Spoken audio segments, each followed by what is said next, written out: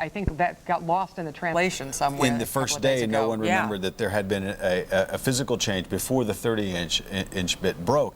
And in fact, even as the 28-bit had gone down, then that, if you can imagine a smaller hole, and now you have a drill bit having to kind of rechurn a couple of those inches as it went down, and then dropping down to a 26-inch drill bit. The importance here now is that that capsule is 23, 24 inches in diameter. So now that you have a drill bit going down, that you can imagine that for the first 140 feet, we have a 30-inch circumference that suddenly drops 4 inches to 26, and now you're trying to drop a very, it's metal, but it's mesh, and drop that thing straight down. It becomes precarious, especially if at that point there is a little lip and there is the possibility of it getting kind of hooked up there. We asked that question earlier, and they said, well, they feel that they can work and jiggle it, but we know that they have kind of thought about contingency plans to deal with in case it does get stuck. They have contingency plans for everything. I mean, and you have to do that. It was interesting.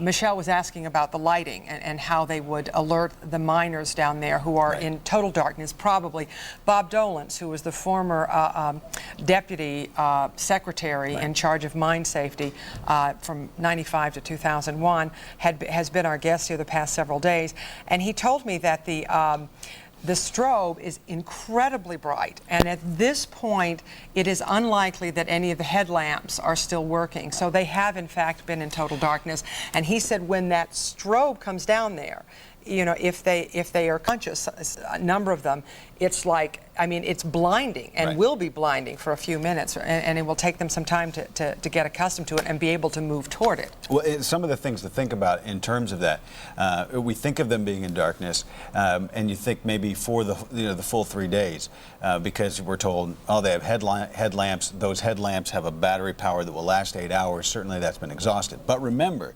these are trained miners, and they're trained to kind of tag team. They're trained to work in teams, to work as buddies. And so the experts have kind of explained to us that they will not all be burning their headlamps at once. There will be somebody will burn the headlamp. And so theoretically, I mean, and we don't know, but if you have 9 men, you really have 9 men times 8 hours. And as that time extinguishes, you see that they might have been able to keep some headlamp going entirely through this time. We don't know that. Now, this is, as we've talked about, this cramped space, and you've seen these diagrams, we think about 4 feet, but we probably haven't gotten a good sense of how wide an area that can be and what kind of pockets can be back in there. They could be 60 feet away. Indeed. That's what Dolan had told me. And if you've been in the dark, and let's say they have been in total darkness, and they say you don't know total dark until you've been down in a coal mine, boom, that thing comes on flashing, that strobe light, that you're hearing sounds. And an alarm sounding.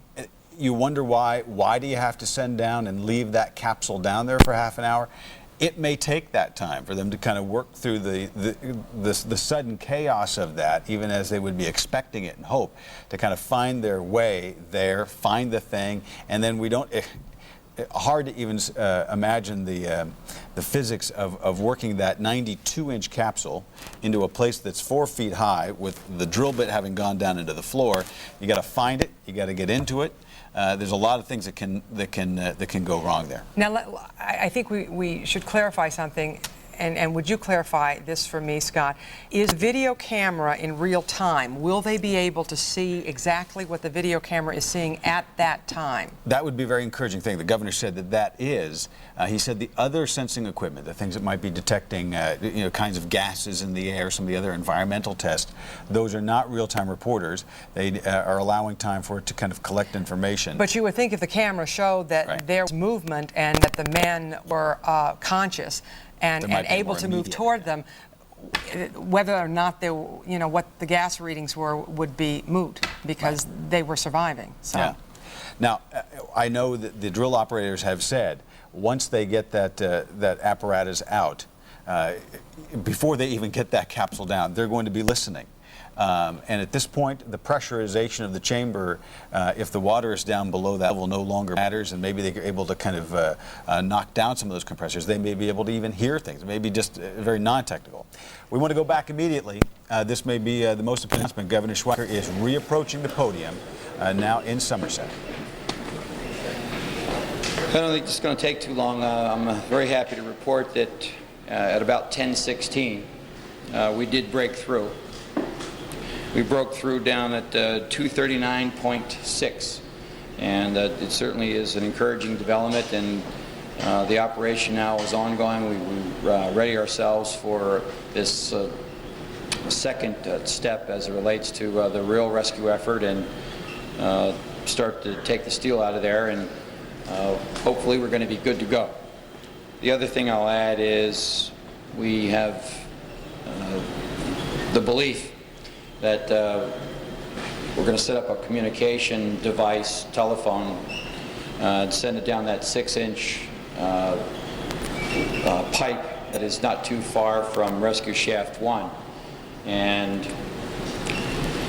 under ideal circumstances, perhaps we can make contact down there.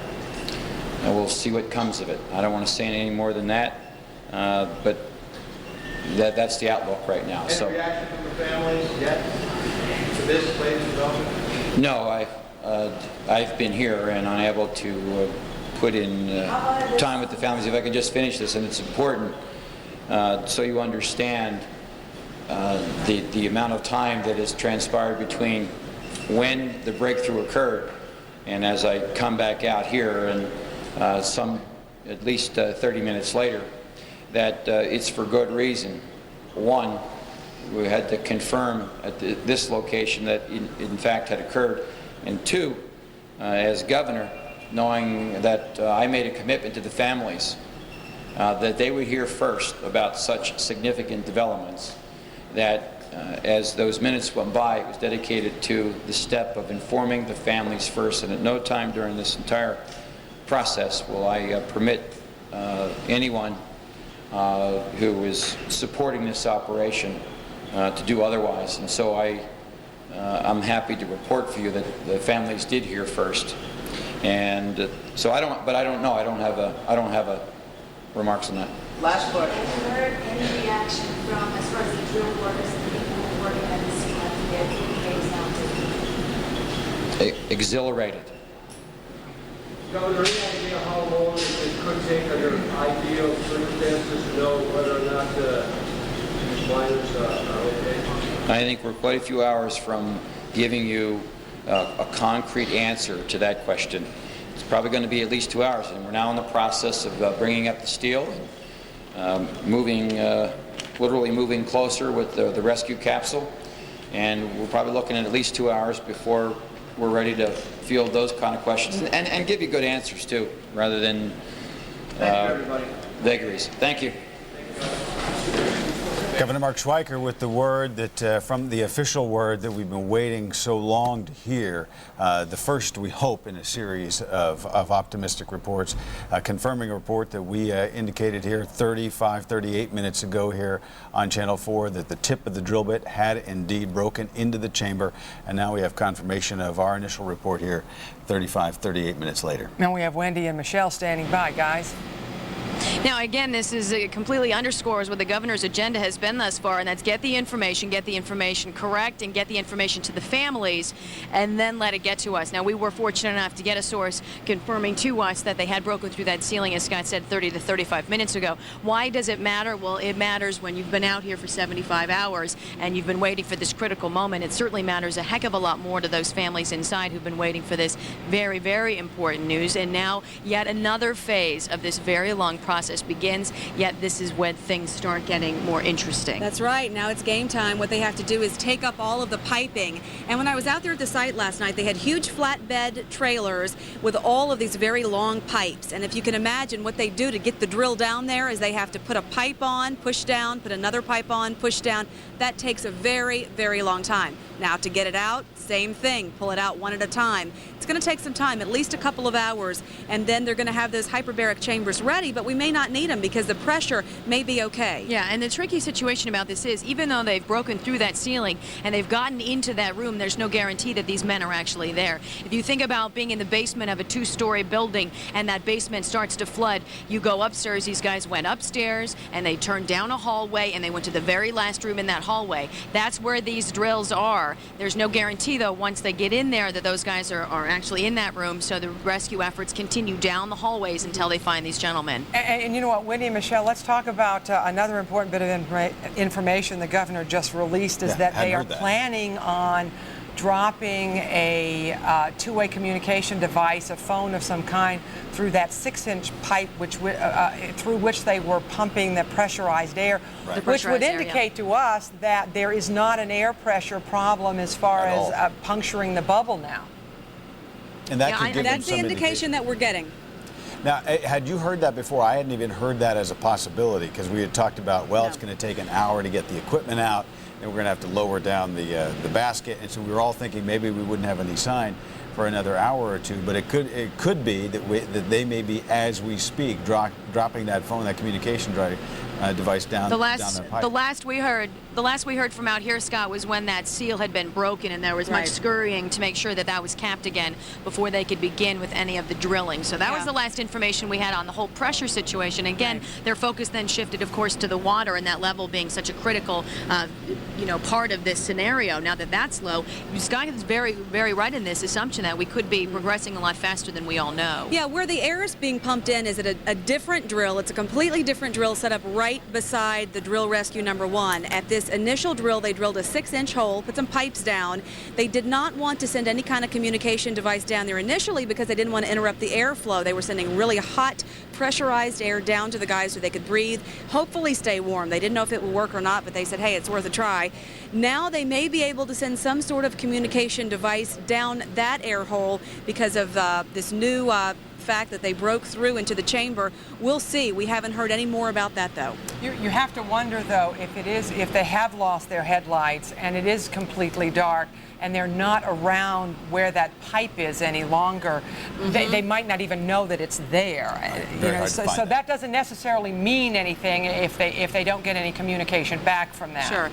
One thing these caverns are endless, so they go on and on. We were talking about where they might be 18 feet wide rooms, 4 feet high ceilings, but in terms of the length, they go on and on and on, so these guys could be anywhere.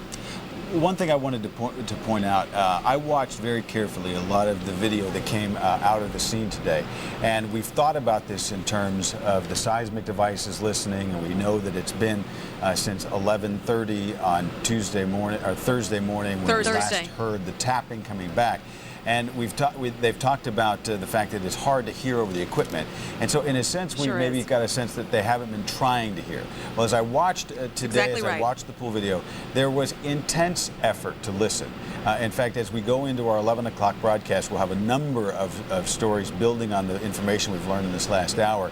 And one of the pieces that I was working on includes repeated images of one of the workers who just had that in his hand, that sledgehammer, and he was doing nothing but standing next to that pipe, pounding on it, pounding on it, pounding on it. And then he would put his ear as hard as he could to it. You could see him, he would even pull his hair back out of the way, and he would listen, and he would listen. It was almost heartbreaking to watch. And then he'd go back to work and pound again. So all day, all afternoon here today, especially as they got to that point where the drilling stopped because of the setback at shaft 2, and they got to that point in shaft 1 where they had to wait. During that time, they got to work pounding, trying to send signals and trying to listen for a response from underground. But Wendy and Michelle, tell us. Oh, I'm sorry. Go ahead, Michelle. I was just going to say, when we say they weren't trying to listen, I think what they were referring to is focusing on the drilling. And they didn't want any false readings because of all of the drilling going on and all of the compression going on. They didn't want to focus on that because it would give false hope one way if they thought they heard something, which was actually just pipe vibrating from something else. Right. They didn't want to focus on that at all. Michelle, Wendy, you guys have been to the sites. Can you tell me? I mean, the noise level we know is high, but the vibration level, it would be hard to measure seismically with that, wouldn't it?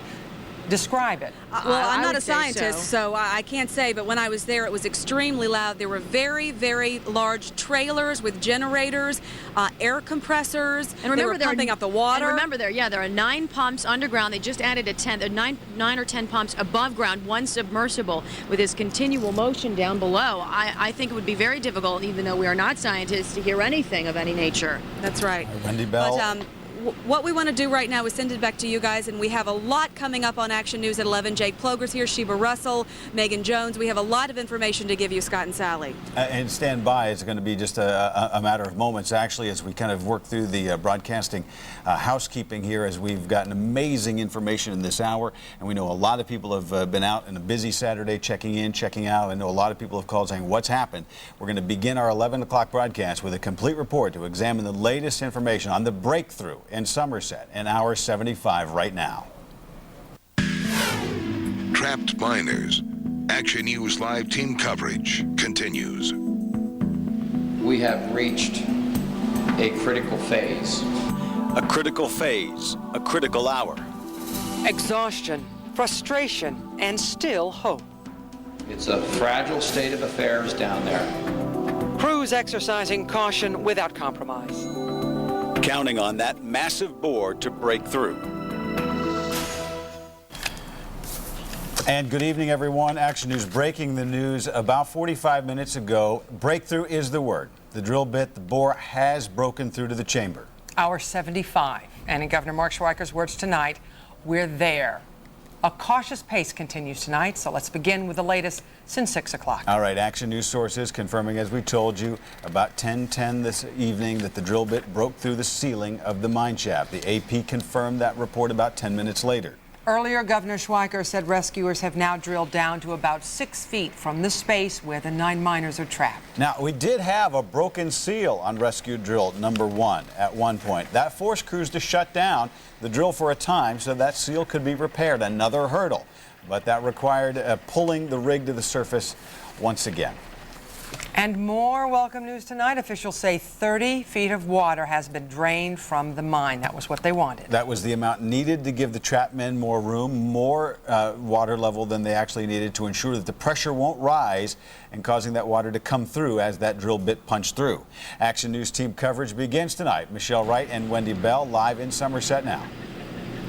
All right, Scott, as we told you and as you just reiterated at 10:10 tonight, we did get the anxious word. We were able to confirm through sources that that drill had finally broken through that ceiling, some 200 and close to 40 feet below the ground. That being, of course, the most wonderful news we could have had. Of course, now the long process begins, and it's a very delicate process that could take several more hours. So we expect this to go on well into the night. Just a few moments ago, Wendy, I talked with the owner of that drill rig number 1, Rescue 1 as we've been calling it. Listen to what he has to say about the feeling and the motion he has on the fact that his rig may save lives. Here's what he had to say.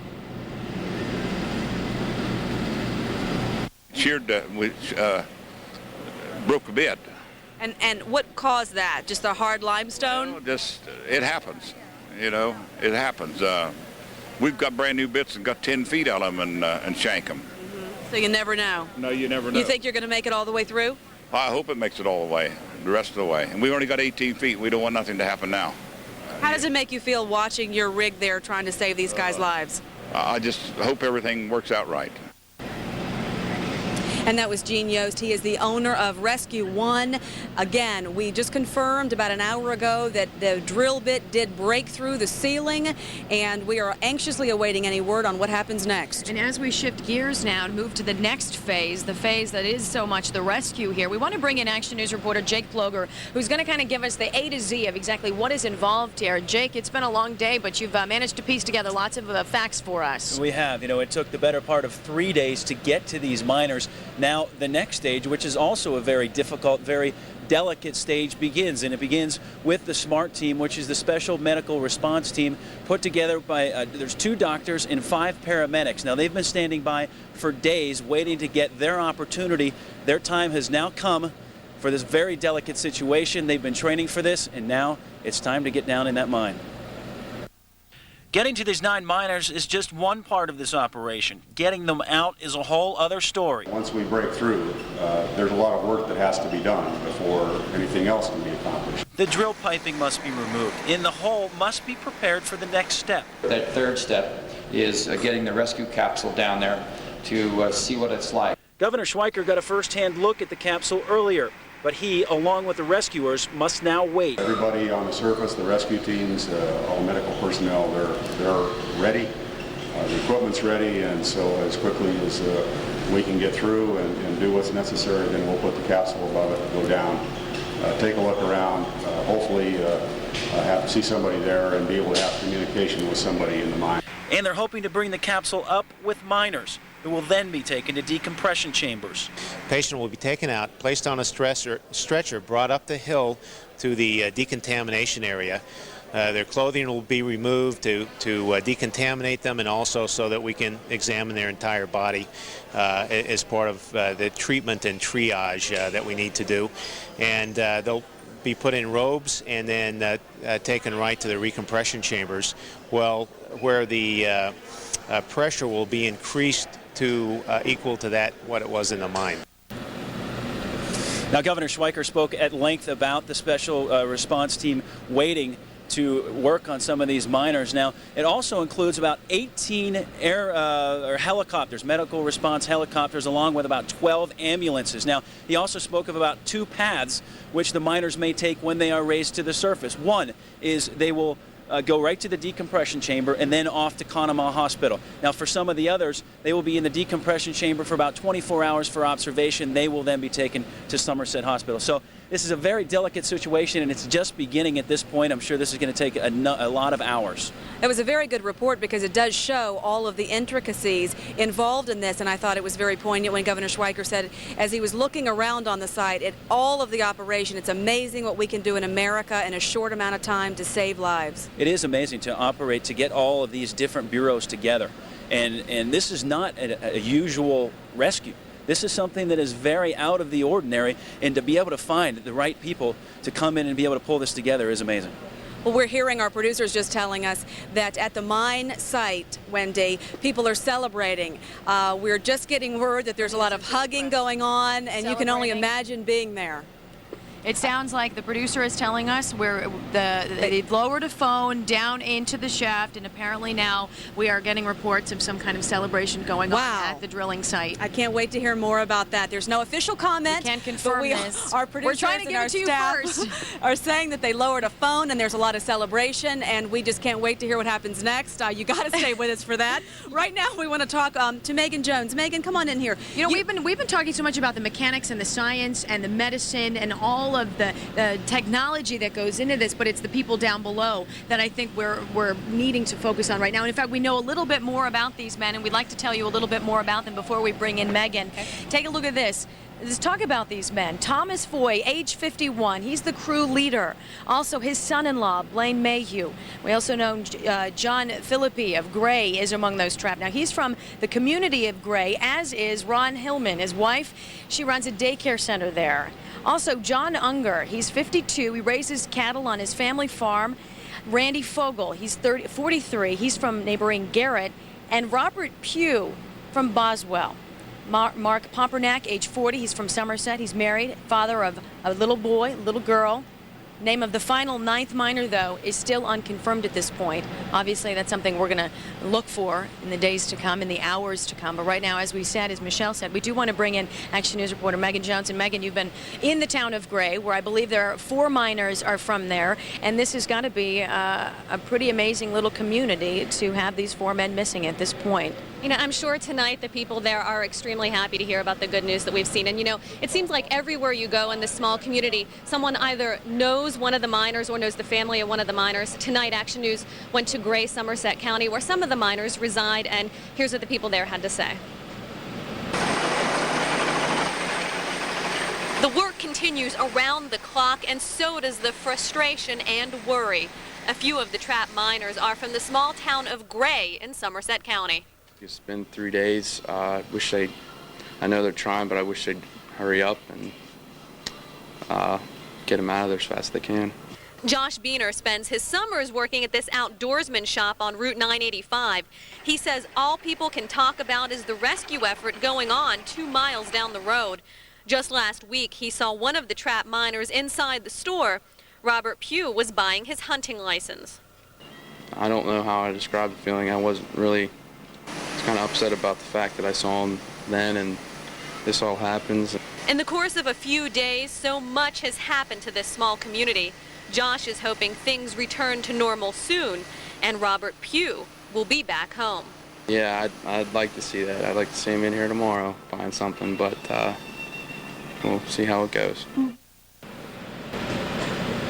And of course, we're hoping that it all goes well and there is a positive outcome. Now, Josh Beener also says he knows the family of Ronald Hillman. He went to school with his two daughters, and tonight he's hoping that they will get to see their dad soon. So hopefully we'll have some very good news to report. And as we've been filling people in along the way, Megan, thank you very much. It is very important that we reiterate these things. If you're just tuning in, we are getting some very good news at this hour. We are struggling right now, running inside to try to confirm this information that there is some sort of celebration going on at the drill site. That's right. What we're hearing so far is that in that 6-inch air hole that they initially drilled, they lowered a phone, which was the plan. Apparently, that's already been done. All we know out of that is that there's a lot of hugging and celebration going on at the site, and we are working furiously here to get the confirmation and find out what that's all about. So I can promise you, as soon as we know something. We're 4.5 miles down the road, but we're trying to get everything for you as quickly as possible. There's a lot of people here that we've got people inside to bring them out and find out more information. But in the meantime, Sheba, you've got some good information too, because it shows the community really pulling together. You've got information on how the community is really helping. That's right. The community has been pulling together so bravely for these past 3 days. Now, all eyes are, of course, on the Q Creek mine tonight, but in the backs of many mines here in Somerset, they're thinking of the future of those 9 miner families, and a lot of them have been taking their time out to go to a local diner here in town to donate some money. This old mayonnaise jug, now a collection box for the miners' families. It sits inside the Summit Diner right next to the cash register. The diner's owner started the family fund Saturday morning. They're not sure how much is in it yet, but it's already attracting national attention. Folks from as far away as Hawaii are calling, some just wanting the diner's workers to relay a message to the miners' families. We're not even in this county, but yet they're here for us. You know what I mean? They're praying for them. They're, you know, anything they can do. This family came all the way from Mount Washington just to show their support. And I just think this community has suffered a lot of tragedy in the last year, as has our country. And we really did. We came up to pray and just be here. I just wanted all the families to be happy, and that's it.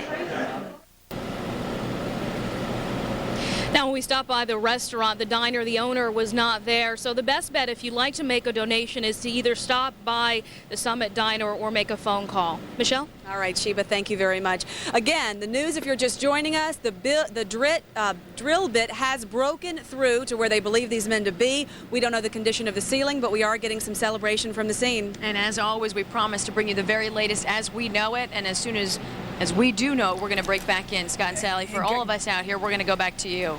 Guys, I think we know why you're so excited. Go ahead. I think that this is hopeful, and we also want to be cautious. What is it? When we broke the news at about 10:10 about the breakthrough into the chamber, this was Action News sources. We're now dealing with the Associated Press, a reporter at the scene, the one that you indicated a moment ago, saying that the men had been seen hugging at the scene shortly after they lowered the telephone. Now, they're quoting a rescue worker here, and these are early indications, and it's an official Associated Press report saying that the rescue workers made contact by telephone with trapped miners, according to a rescue worker. Now, this would be an amazing development here in the 75th hour. We are not getting confirmation from any of the officials at the scene. Again, the priority, we're working on it. Again, the priority would be, as the governor has indicated, to talk to the families first. And so even as we kind of, you got the first AP report about seeing the workers there hugging and cheering, while your heart wants to leap, at the same time you want to say, let's be very careful here not to raise hopes beyond what they should be. And even if... Yeah, but it's hard not to, Scott. You know, when you hear information like that. I think, in fact, I'm going to go in and get the governor. We do understand that there are probably televisions at the firehouse, so we do need to be cautious, but we will be right back with more after this.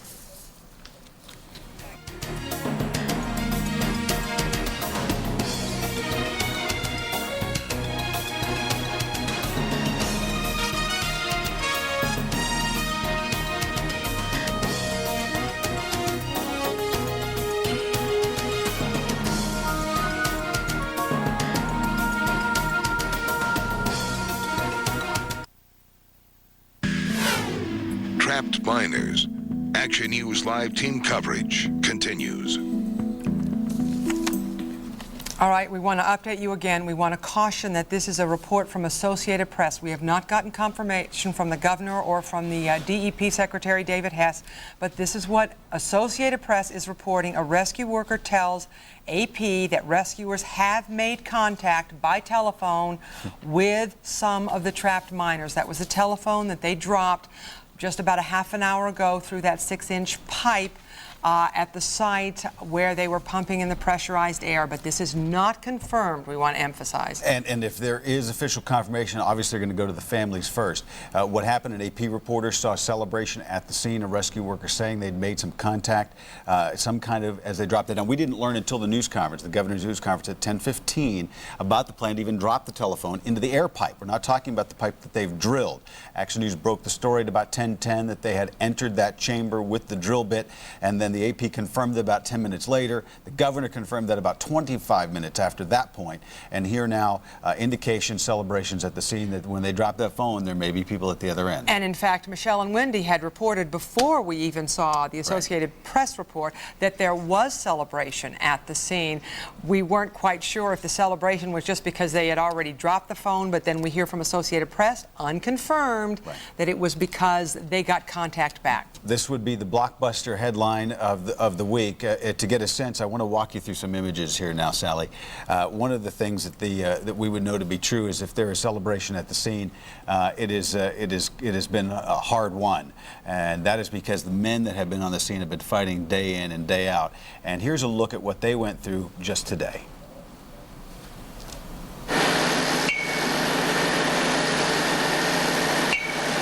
A signal sent, whatever it takes, however long. This is the dirty work. Work not for the weak, not for the hesitant. Strong hearts and hard hats. Except when the hat gets in the way, well then just damn the danger. When the drill shut down, the men dropped in place.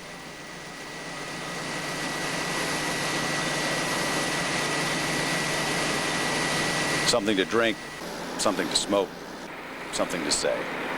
Then back to the books, back to the blocks. Here is where strong men matter. They hit and hope to hear nothing. Not yet.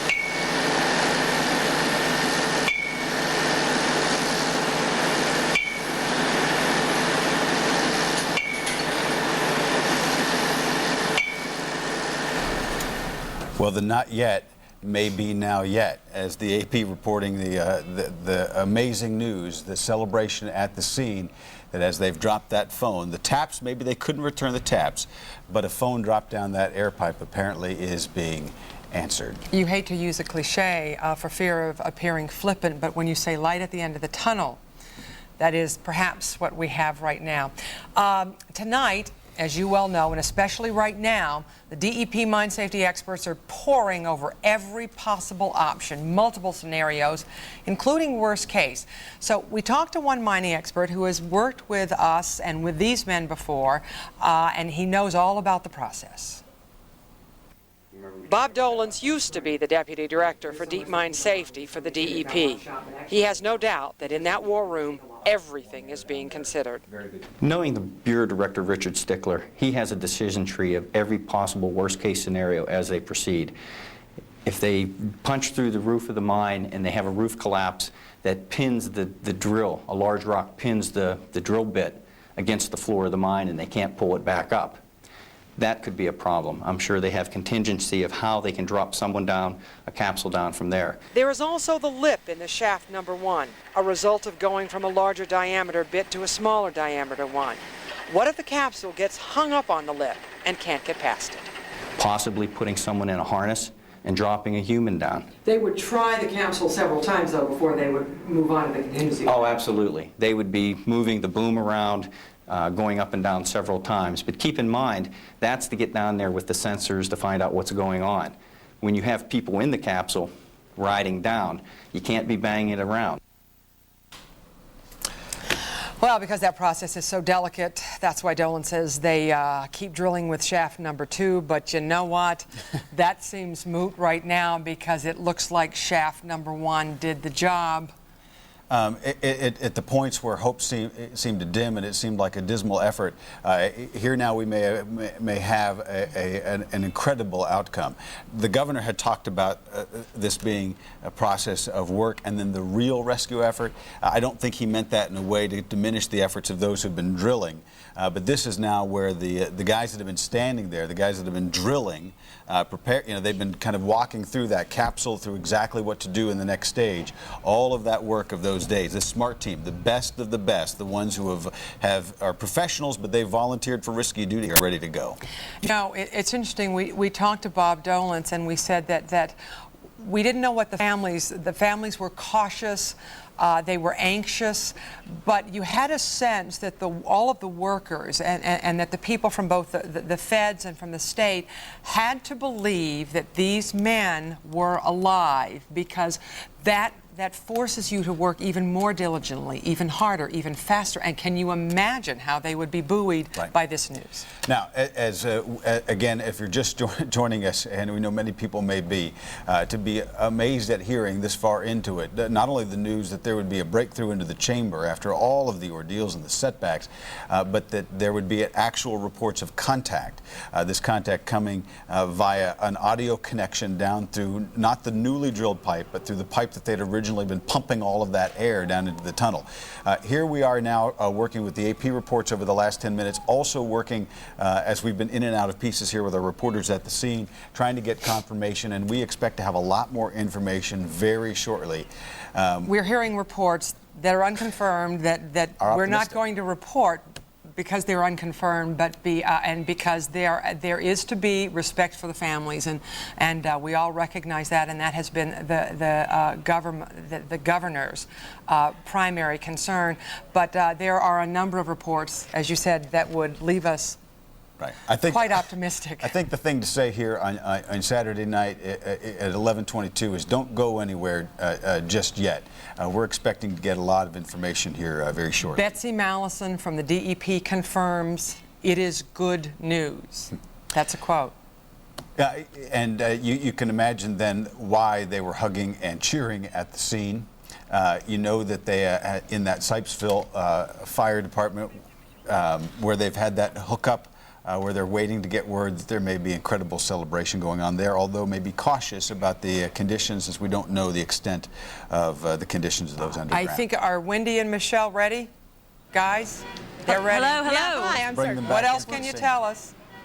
Well, we're trying as best as we can to nail down our sources on this one, and as best as we can, our sources are telling us that they can't confirm it until the governor makes a statement, until they speak with the governor. So we feel pretty good about that fact, that if they can't confirm it until they talk to him, maybe they're going to confirm it. Yeah. We do understand that the governor is coming back to the podium in about 4 minutes with some update, and we can only hope that that's what this is going to be about. And if you think we were a half hour before he made his announcement about them breaking through the ceiling, if this is similarly good news, we'll all be in very, very good spirits. Ladies, we just cannot wait to hear what it is.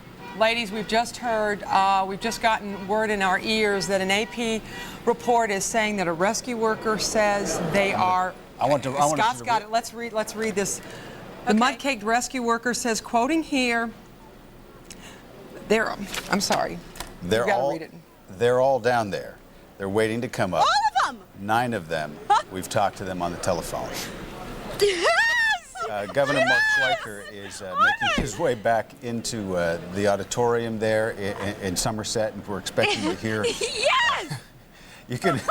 Those who've worked so long and so hard, this may be an amazing outcome. And that is why you're hearing the horns honking behind you guys, obviously. I mean, the people on the streets are learning about it. I'm glad you're hearing that. Yeah, all the reporters have been running around, of course. We're the first ones I know of that said it, because a lot of reporters around us didn't even realize what was going on. After we talked to you last, we ran inside, and everybody's like, what's going on? And they ran inside, too. We are waiting for that pool feed to come back of the celebration at the site. Action News is getting that, and as soon as we get that, we're going to put it on the air. But apparently there are pictures that we are getting of the celebration of the site, maybe even the phone going down. And mind you, The governor is going to be taking to the podium at any minute, so remember, this is hopefully what we're going to be looking for is our confirmation of this. Can you guys see where the governor is? Is he coming up? No, we just hear momentarily that he's going to be here. Okay. But we haven't heard that he's anywhere near the podium yet. Trust me, we'll let you know when he gets in front of the microphone. We're kind of blind. We're kind of blind. We can't see what's going on inside. Now, I'm going to walk you through a timeline. but we were very excited about this. I'm going to walk you through a timeline. Okay. At the same time, I also want to be, I mean, our hearts are jumping and we're ready to kind of just join in the horn blowing. Remember, if 9 mine workers have survived 3 days, 75 hours down there, we do still have 300 important feet to go to bring them up, and that may be very dangerous work and may take a good long while. So there's a lot of reasons for caution and sober-mindedness here. But if you've just joined us here 11:26, Patrick, can you confirm that they talked to 9 miners? Did they talk to? Did they? Can you confirm or deny? You can't. 10:10 tonight. I'm sorry, guys. Yeah, 10:10 tonight. Action News reported that they'd broken through into the chamber. The governor confirmed that about 35 minutes later. Our reporters, I'm looking at the AP reporter, and these are seasoned veteran reporters who are watching the celebration. The first report coming at about 11:05. 11:05 saying we don't know why they're celebrating. They're celebrating.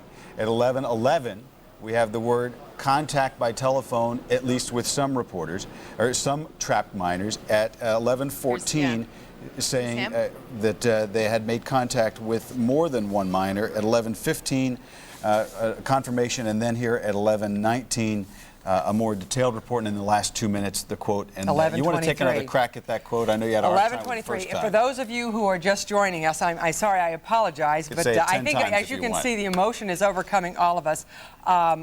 Yes, someone's wants to tell us something.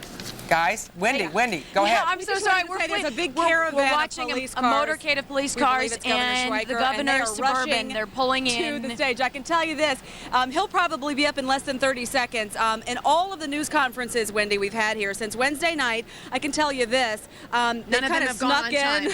Well, yeah, they snuck in the back. We've never even noticed. We've never known he's here. We heard these sirens blaring from probably the mine site. And they whipped around here, and now all of the police officers and the governor have made their way inside. We're looking any moment we'll hear a confirmation. I'm hearing cheers, guys. Here's the governor. As the governor walks now, up. he's not quite there, so if you're just joining us, you probably figured it out already, but I will once again repeat what that mudcake rescue worker said, quoted by AP. They are all down there. They're waiting to come up. There's 9 of them. We talked to them on the telephone. How the hearts must be leaping in Somerset tonight, and again, the governor would not be walking to the platform. He would not be ready to say something if he had. He needs to get there. If he had confirmed it to the family.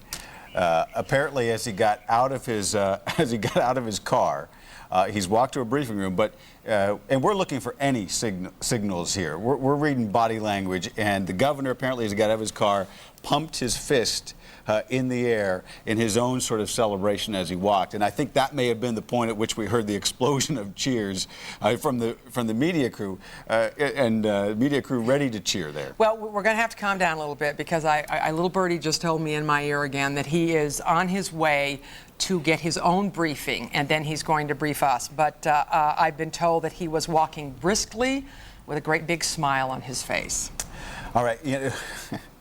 And there's still several. I mean, we still have several hours to go. But can you imagine the joy? Can you imagine the joy in that fire hall tonight with those children? Really. 7 children that we know of. There may be more. Wives, mothers, fathers. We don't know a lot about these men: Tom Foy, Randall Fogel, Ronald Heilman, Blaine Mayhew, David Mullen, John Philippi, Mark Papernak, Robert Pugh, John Unger. As I kind of calculated the bits of reports from various our sources, newspapers, internet, I counted 7 children at least out there waiting for good word, and those children may have fathers here tonight, and we're expecting to have a very good word. All experienced miners, and that experience kept them strong through this ordeal, we're sure. Guys?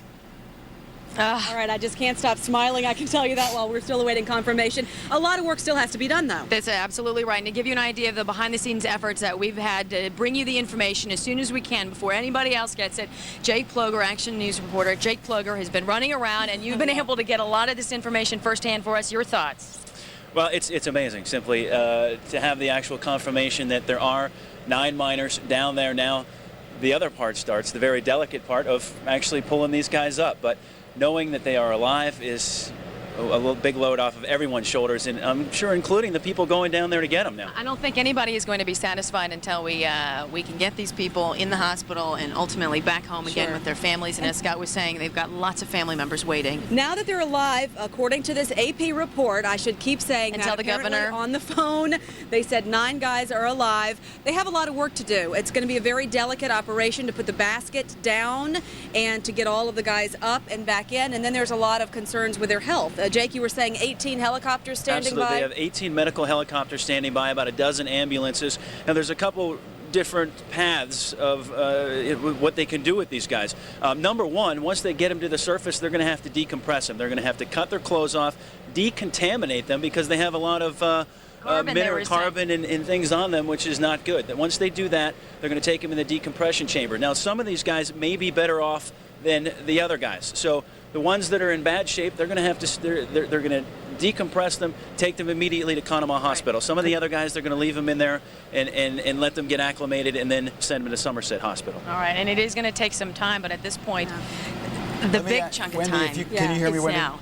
I can. Yeah, you might talk with Jake about this. Maybe we could try to find out. One of the things that we had talked about earlier is if they actually reached a pressurization, as they've been lowering this water, it may have naturally depressurized them, at which point the helicopters become an important factor, because there had been some indication that they had to depressurize them, that they might have gone ground transportation using ambulances, but if they're already at equilibrium, the ambulances, the helicopters may come into play.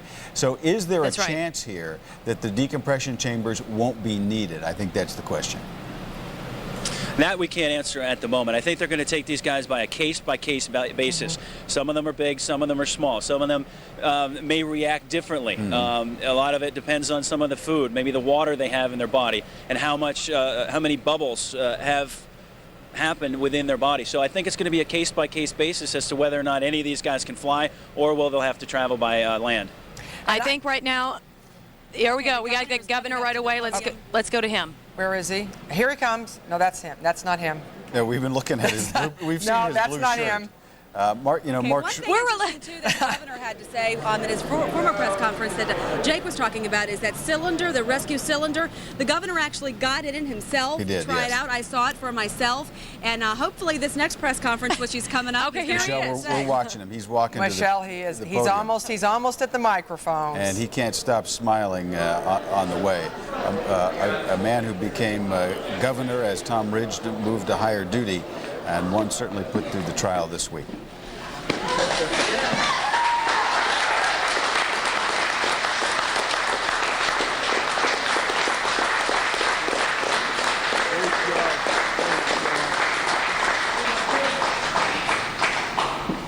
All 9 are alive.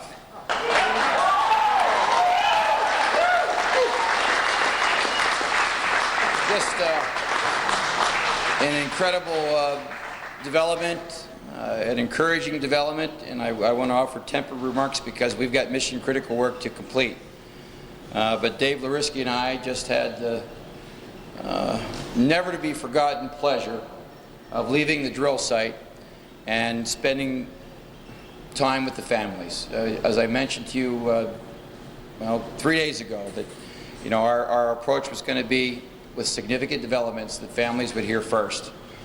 We hightailed it out of that drill site and went on up to the fire company and said, in I'm sure ways that they'll never forget, that all 9 are alive, and we believe that all 9 are in pretty good shape, and the families now know that. So, incredible. Now, that being said, for the last 3 days we have emphasized not just the family first principle, and we're going to hold to that. We also emphasize the need for what we call in this kind of rescue attempt routine prudence. And with an eye on that, we've got some mission critical work to complete. We're at this very moment about the process of taking the steel out of that shaft. We broke through at 239.6 foot down, and it's going to take a while to take up all of the drilling pipe that's there. And we will begin that step of lowering the rescue capsule. And it looks like we're not going to have to use the very sophisticated detection equipment and the atmosphere assessment equipment that was to be attached to the rescue basket, the rescue capsule, because they are eager to come up. I'm happy and delighted to report. And it's tough to communicate with them, although we have established communication, and Dave Larisky will talk about the style of communication. So we're there. We just got to bring them up. Let me have Dave describe the means of communication. How about describing the whole thing? Absolutely. I'll be happy to do that. What did they say? I honestly don't know. Let me tell you what happened. Okay, and that may be the best thing. I have not talked to them. We got through the drill hole, and I think you all found that out while the governor was in his press conference with you. The drill hole broke through a little bit early, and within a matter of seconds, I would say 30 seconds to a minute, one of the operators on the pipe that was down, the 6-inch pipe that we put down that was pumping air, you know which one I'm talking about? The operator on that drill heard tapping. He had 3 taps and then 2 taps. And we immediately shut everything down, tried to ascertain if we could hear it again, and we didn't hear it. So one of the things that really worked well today, and one of the things that we were very blessed to have happen today, is the water level dropped very fast. And we told you how critical that was on this breakthrough. Well, it dropped fast enough that we didn't have to worry about all the things that we talked about, because we knew where it was that we could go ahead with the pressure differential without a problem.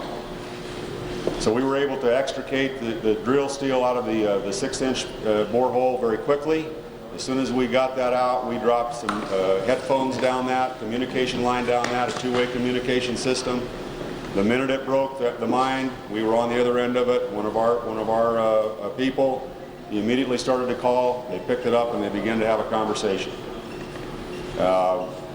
We wanted to be very cautious. We had a lot of people get very excited, but we kept everybody calm until we knew what the conditions were. That we knew that we had all nine miners. As soon as that was confirmed, the governor and I left and went to meet with the families. We've since learned that all 9 miners are in reasonably good condition. And so now the process is going to become very slow. And as I told the families, and I will ask you the same thing, you need to be very patient with us now, because now the real work starts. We have to do this in a manner that first of all protects the safety of those people that are in that mine, and the safety of the people that may have to go in that mine to get them out. This is a very serious or very risky operation. We have a shaft that is not lined. We have a cage that's going to be going down that shaft. We have to be very careful that we don't lose the integrity of that shaft. But we also have the ability to put it, we have the second shaft that's there. It will be ready to go again here very shortly if we have any kind of serious problems. Once we get all the equipment out of the way, we'll put the cage over the shaft. We're going to send it down with provisions, water, blankets, lamps, and food. And we're hoping that at that point that the miners, and also have instructions on how to get on this thing, by the way, because the governor got in today, and I'll tell you, I did pretty well. You did pretty well, actually, but we'll start bringing them up, and it's going to be very slow. We're going to take this thing down very slow. We want to make sure it doesn't begin to spin, and it doesn't do any damage to the walls of this shaft. So we have a lot of work to do. We have 9 people that are down there.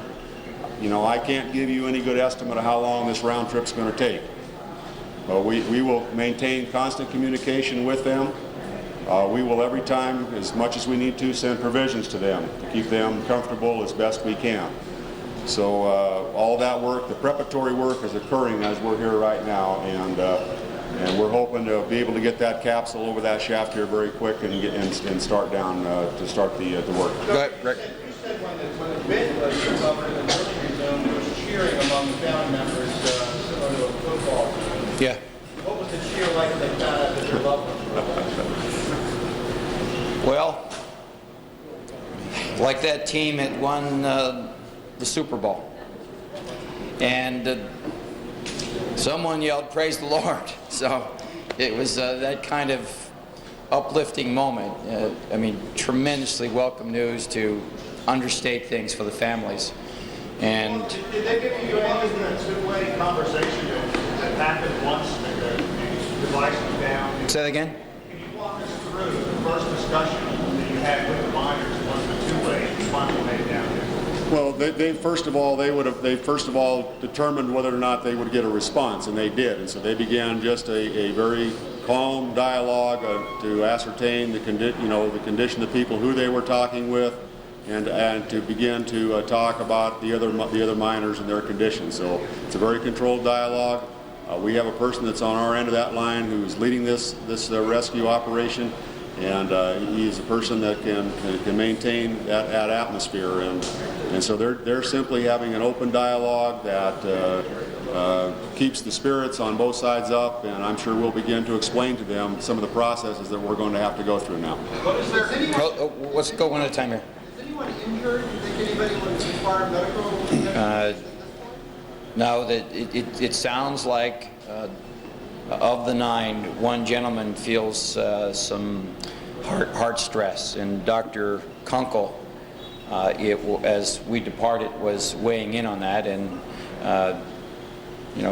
felt that it was some kind of minor affliction at this point. But that's why, time is of the essence and remains so, and that's why we need to be thorough-paced in our actions now.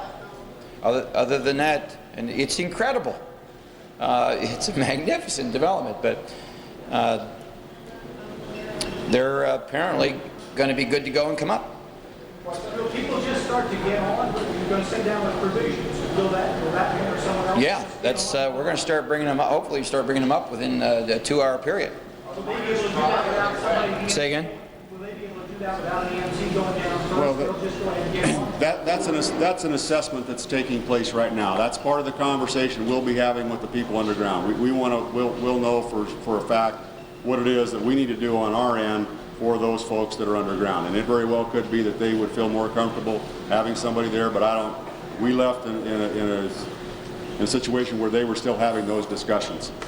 2 questions here. First is, are the miners dry? Are they in water? And secondly, could Mr. Weir say a few words? Certainly. I don't know the answer to your first question, and I didn't ask the question, so I was quite frankly just thrilled that we had this result, and we wanted to be able to talk to the family. So all those sort of things about their physical condition, that's occurring as we're talking to you now. They're having those conversations. Well, let's get John up here. And John, you don't expect him in work on Monday, do you? I want to thank God. I want to thank the governor. I want to thank this team, all the guys on the drill rig, most of you.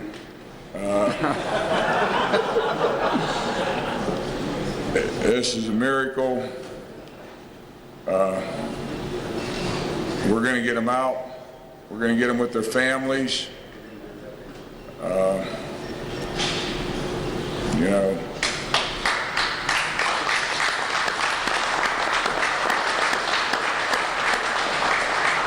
I want to thank my wife, who I haven't seen for only about 2 hours. I want to thank Reverend Mike Dunlap, all the ministers out at the fire hall who's been supportive of me, and Dave's guy that's been running out there every hour, on the hour with a report, because the governor told us we had to do it. I want to thank a friend who got Reverend Ray Streets up there today to say a prayer with me that I think got me through the last 48 hours with no sleep. And we're going to get them up. We're going to get them in the arms of their loved ones. And we're going to win. Thank you.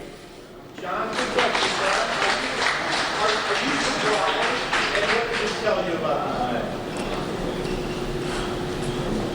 It doesn't tell me nothing about a coal miner. They're the toughest person who walks the earth. Well, so you expected this all along? Hey, the governor told me this morning that he expected to see a pickup truck with 9 guys waving out of it. So, Governor, you got your miracle, right? 9 for 9. The motto's alive. What's that?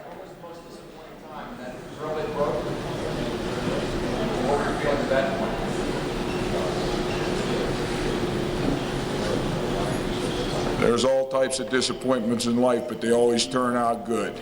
And this one really turned out good. Mr. Weir, you talk to the family? What's your conversation with the family? We got right to the families right away, and like the governor said, praise the Lord was the first thing we heard, and just nothing but cheers. They're overwhelmed, and they're just a great bunch of people. Recall exactly what you said to them. Well, I think that, well, on reflection, I don't recall word for word, but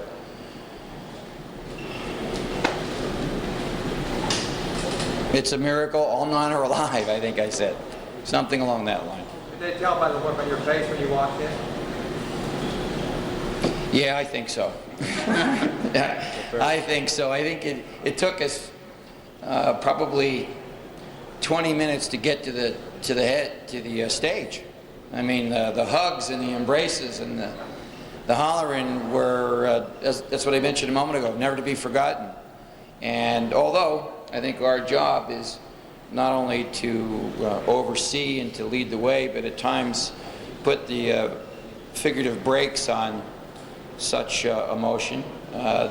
Maybe not up there, but we had to use tempered remarks there, and I would return to the need for that tact here. We've got mission critical work to get done, but we confirmed for them, of course, that their loved ones were alive, apparently in good shape, and we didn't know that element until we got down here. And now we're we're in the throes of bringing them up. So and we talked about that. Pardon me? I don't know that. All I know is that we had the conversation. I wanted to ascertain, and I'm sorry, maybe I should come up here and do this. I don't really know what the first words were. I mean, we had other people. We wanted to make sure we had calm when we made that connection, and so we kept everybody as calm as we could. We had one person who got the information. That's the way we wanted it. I conferred with him, confirmed what we had, and that.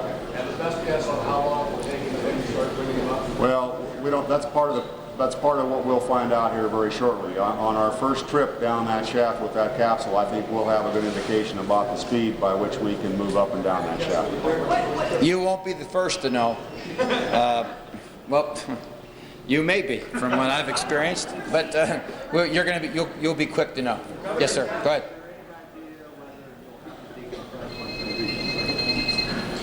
Since it went so well with water. It seems like we can't make that judgment yet. That's a medical judgment. That's going to be a medical judgment. Yes. What is the procedure for bringing the families from the fire hall over to the site? Are you going to bring them one at a time? No, it's more likely that each will require a minimum of medical attention, and that will occur in all likelihood if they're not in an alarming state at Somerset Hospital, and so the connection that about which you inquire would occur there. The family, though, of the person being brought out, be able to go over to the cell? No, they're going to be staying. They're going to be staying up at the fire hall. We need complete focus on completing the rescue attempt at the drill site, and they realize that this will not. That's not a revelation for them. They knew it hours ago. Last question, folks. Last question. Lower someone down in the capsule, or will they? Pardon me? Lower the capsule down with the rescuer in it, or lower it empty and expect the miner to get on? Well, we're probably going to find that out when we get back, but I think it's probably going to be the first. Lower rescuer down. Yeah, I think we're probably going to stick with Well, I think that's part of the conversation that's occurring between the folks on the surface and the folks underground right now. I mean, a lot of that's going to be dependent on how they feel, how comfortable they are, their physical condition as to whether or not that should occur. And they'll make that assessment, and we'll know that when we get back to the site here shortly. Thank you. Thank you. Governor Mark Schweiker, the fists in the air, both hands in the air, saying all 9 are alive. Did you? I mean, we all hope that would be the outcome, but I know at different points our hearts kind of sank at every frustration. Drill bits breaking, shafts breaking, seals breaking, and then came breakthrough, and then contact. And it was interesting. Some of the national reports had more of a negative tone and more of a pessimistic tone, but you never heard that from the governor or any of the officials who were speaking. You never heard them convey that to any of the reporters who they were talking to. They assumed that they were rescuing 9 men, and they maintained that assumption. And I think that this sums it up. One of the family members, when the governor says that he walked in, obviously showing his joy, someone yelled out, "Praise the Lord." And you can believe that. One of the things that we did not know, we've brought you a lot of information here in the last 2 hours. One of the things that we did not know that Dave Larisky was able to say was, and think about this, we reported about 10:10 that there had been, that we had pierced into the chamber, that the bid had broken. The governor gave that time at about later, about he said 10:16. He said 10:16. Yeah. Now, that confirmation came 45 minutes later. But what Dave Larisky said, that was within 30 seconds to 60 seconds of them piercing that chamber, they shut down, and we heard Dave Hess talk about that drop of the drill bit that you know when it goes through. And within 30 seconds, they heard tapping back. 3 and then 2. And then 2. So that, and so if our confirmation was right at 10:10, 10:15, whatever the case, about an hour and 45 minutes ago. And I'm watching a monitor, Scott, and Joe, another man who I'm sure is delighted, Wendy Bell with Joe Spavone. You have to hold him down on the ground there, Wendy. It's, well, as we're walking in, he slowed down in the parkway and took out his handkerchief. And as you can imagine, the emotions right now are so intense. How are you? And what a ride. Yeah, it's really emotional. Just thank God. Did you ever have a doubt? You know, you say you're optimistic and you're thinking positive, but I think everyone always has that doubt. But we thought we did the right things, and we thought we did everything we could do, and it turned out well. And right now, just the feelings inside. I just can't say enough about the people that participated in this operation. Everybody gave 110%. We still have to stay focused. We have to finish the job. If we do things the way we're supposed to do, hopefully in not too long of a period, we'll have 9 miners back in their loved ones' arms. You can't ask for anything more. So right now, hopefully a little bit of sleep is in the schedule for you. And I have a question coming through from our Scott Baker. So Joe, bear with me. Scott, go ahead. Just see if Joe can fill us in a little bit more on the specifics of contact here. Who was the person in charge? Has he heard anything about exactly the words that were said? Because there's a lot of things the governor and Dave Larisky didn't know. Has Joe heard any more about those things? We're trying to get more of the first-hand perspective on who was in charge down there, which of the men, because we've been learning so much about the men down there trapped and who and what they said.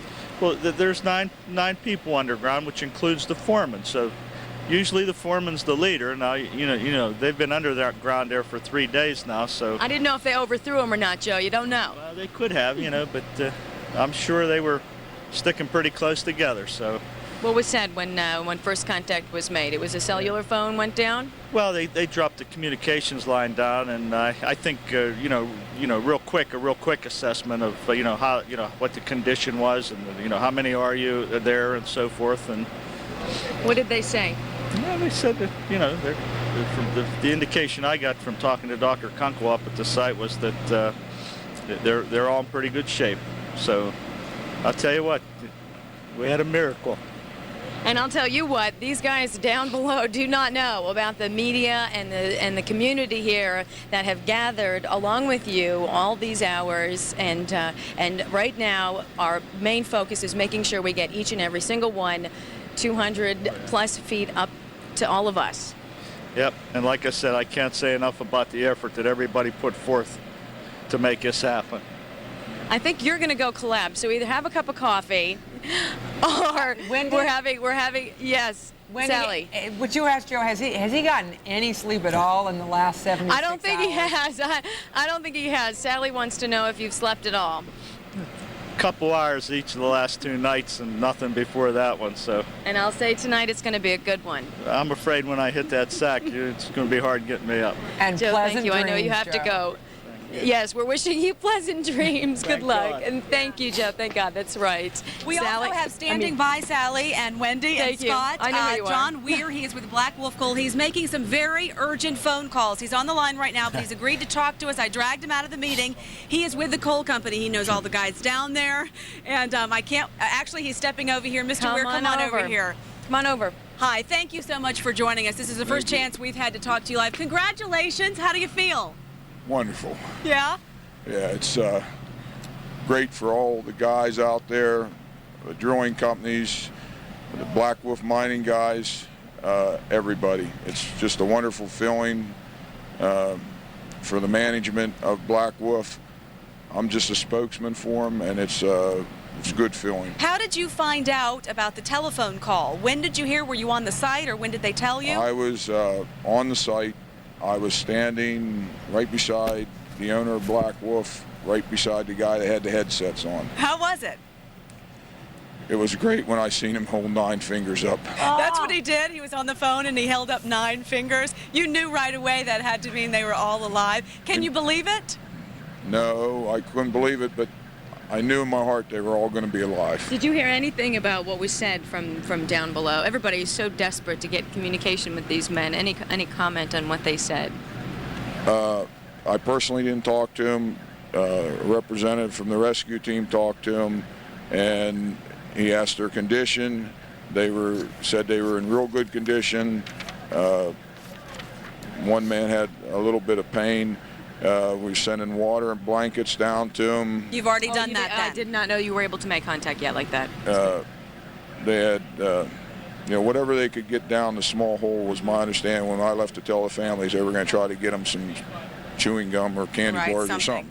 Did the men say whether or not they heard all the drilling? Did they know you were getting close, or did they say? I don't know that. As soon as I got the word that the 9 fingers are up and they were all alive, I left for the fire hall out there.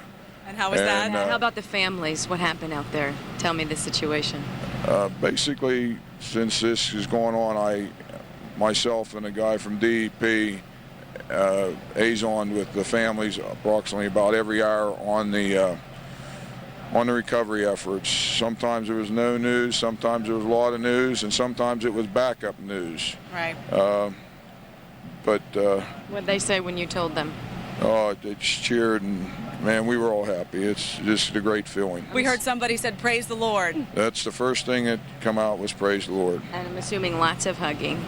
Lots of hugging. Now you know the difficult and delicate operation begins, and Scott Baker has a question for you. Go ahead, Scott. Maybe he can give us, we were trying to kind of, as I've talked throughout the day about our little rough count of just trying to get a better idea of these families, and that 7 kids that we know of, and I'm not asking him to do the math right now, but how many kids does he know of that have fathers? How many kids would be involved in terms of having fathers in there? Is there a count? Do you know? No, I don't know that number. I know that the ages of these guys, I would say most of their children would be in the teens or out of school. A lot of them at the fire hall? Oh, everybody was at the fire hall. What did the children do when they heard about? Did they understand? Are they old enough to understand what's going on? Yeah, and everybody was happy. The one lady, and her name, I apologize, slips my mind right now. I gave her a tour around the site in the morning just to show them we were working so they didn't get down. I tried to take 2 people around. At the time, I didn't know her, and when she told me her husband and dad were both down there, right. you know, man, I felt so sorry for her, and I'm just so happy now that, you know, she has both of them. Did you talk to her tonight about that? Oh, yes. What did she say? Oh, she's just happy, real happy. We all Michelle, are. We Wendy? just screamed ourselves. We have a question from Sally. Michelle, now. Wendy, I wanted to ask John Weir, what does this say to you? And I think the answer is obvious about the resiliency and strength of these miners, these employees, the guys who rescued them and the guys who are being rescued. I mean, you have to be so proud. Sally says, obviously, you have to be so proud to be associated with such strong men. Not only the men to go down and to survive such an ordeal, but the men to stay there and to work so hard, tirelessly, day after day to get them out. And what does that say How to proud you are about a miner?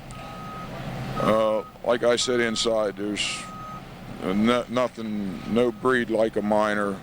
The teamwork, which the company, we always try to do teamwork.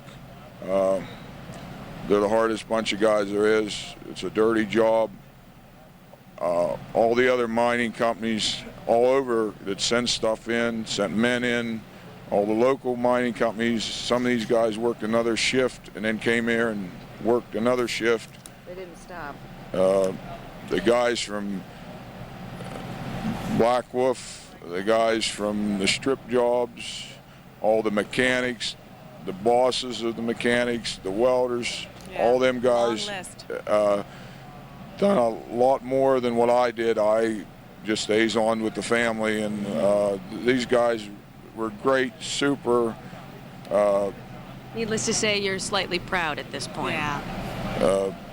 As a representative of Black Wolf, we're very proud. You know, I talked to a medical doctor with the Navy, and he said from the very beginning he believed they were alive. I don't know if you know Captain Mole, if you work with him at all. He's been out here the whole time. He said they heard 9 distinct taps back on the pipe, and he was convinced that was a signal. I know there had been some various numbers on the pipe tapping. Was that the case? Did you think that the tapping meant everybody was alive? No, I didn't know that. That the 9 taps was that. I didn't find out until I got out there because of, I don't know a lot about deep mining, but there is a code. And my understanding is that all the miners carry this code in their hat. And it's 5 taps. And so it was 9, you know, and the first thing I thought, well, maybe they missed one. But some of the guys thought, well, maybe that meant 9. That's what Captain Mole thought. It meant 9. And I think that's what a lot of us held on to these long, long days. So what's the plan now? All right, we have a lot of work to do. We're still going to be here, I can tell you that. It's been a long time since Wednesday night, but we've gotten a lot of energy back now tonight. What's the plan now? To get them out of that hole. Yeah, so it's going to be a long process. The basket's going to go down first. Do you foresee any problems with that? I think he foresees sleep. I'm not on the team to bring them out. They're giving us the thumbs up that everything will be good. And I believe them because they got us through this with all the work too. Now, rescue shaft number 1, is that in a good position? I mean, we're hearing the phone was down the air shaft. Is that correct? The 6-inch air shaft? And Yeah. that, I was at the site last night, and that is a little ways away. Is drill number 1 in a good position? Do you know, understanding mining a lot better than I? Drill hole number 1 was our first choice for the hole. And why was that? I don't know why they picked it, but just looking at the maps? Really, yeah, we're looking at the map, and right now, that's the hole. It's the closest to the facilities for the men to get treatment up in the barn that is owned by Mr. Arnold. And I want to thank Mr. Arnold and his family. They've been great, and we tore our whole farm up. And the other thing is the 6-inch hole is about a drill's width in the same line with the 24 with the big hole number 1. So we can keep communications down that hole and keep coming up would be what I'd understand they want to do. So you think it's going to work? You think where they got definitely. to the telephone? What kind of telephone was it? What kind of communication device was it? Was it walkie-talkie? No, it's on a It's on like an extension cord, and they actually is amazing. I never seen one before. It had glow sticks on it, like you buy kids at a carnival, and they hang on, and they had a couple glow sticks busted, and they load it down in the thing, and a man with a set of headphones had a control, and he just kept announcing, "Is there anybody down there? Is there anybody down there?" And the next thing I seen his eyes roll, and we were gone, and he, "How many?" And we tried to huddle up to keep it away from you people. You knew that would last too long. And because we promised the family members first, and he held up 9 fingers, and we were rolling to the fire hall. Good for you. Wow. Good for you. Thank you so much. Hey, congratulations. And you've got a lot of people over there. There you go. What an exciting interview. That is maybe the most fun I've had in this job. I can't believe it. 9 people alive. Not a man of many words, but a man with a lot of emotion right now. I guess right now we are getting the first video back from the rescue site, and we understand this video is going to show the big celebration. Now this is the first, this is live. This is live this is now. What's going on right now. You're going to see the pictures of the celebration a little later, and this is unedited. We should say that too. This is just coming down from the satellite feed. And Scott, you can see this better than I. Yeah, we're seeing it. I don't know if you have a clear access to a monitor, but we have nothing. But we're getting this feed, so we'll kind of walk you through it as we go. Please. And I'll try to get some information from our producers if this is pool video being fed in, or if this is live images of what's happening right now. This is pool video. It is not. It's not a live image. So we have live TV coverage. So when you're seeing the word on the screen live, this is just about our coverage. The video that we're seeing is video that has come back from the scene that may bring us up to the time. As we were hearing from John Weir, you're right. Not a man of many words. In fact, at the news conferences that we've had in the days to come, John would be kind of just to the point, say a few things, and then he would move on. But very eloquent, I think, tonight. And it even kind of took him a while, I think, to process all that had happened, because as you had asked him right at the beginning, Michelle and Wendy, recount what you saw, and he gave us that emotional account of seeing the 9 fingers. And then as he came back around to it then about 10 minutes later, just really giving us that sense of that extension cord dropping now with glow sticks. With glow sticks. He said there was some, you know what, guys, there was this just sense of wonder about the whole process that I think he is just a symbol for all of us. And he says, "I've never seen anything like it, the glow sticks." And it was just so fabulous. I agree with you completely, Michelle. I don't think I have felt this elation over a story in a long, long time. Yeah, it's incredible, Sally. It's great to be here. And the thing that's amazing, much like firefighters' families, the families that we've seen who have come up to us, they know that their loved ones are in danger at all times, and yet when it has an outcome like this, it's a wonderful thing. And right now, I do believe we're getting the governor. That's right. To He's head on this his way right now to talk to us. We have the governor's motorcade of personnel surrounding him. We heard he was pumping his fists in the air. Come on over here, sir. And congratulations to you. Nice job. What a wonderful, wonderful thing that you announced. What a night. What a miracle. Describe your feelings right now. Oh, pleased and delighted and just so happy for the families given the emotional rigors of the last 3 days. Yeah, it's been very intense. Tell me how it was at the fire hall. That's what people want to know about. Never to be forgotten.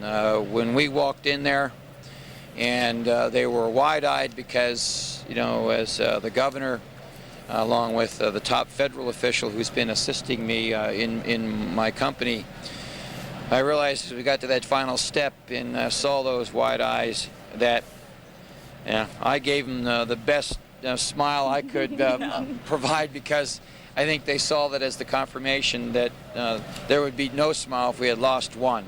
But a big smile when we were ready to begin the process of bringing up all 9, and in fact we're about to do that. What did you say? Never to be forgotten. What did you say to them? What were your words? Well, I got to say this. It took us 5 minutes to get to the stage. The hugs and the embraces and the high fives were just all over the place, and got to the stage, and I turned to them and said, "All 9 are alive." Yeah.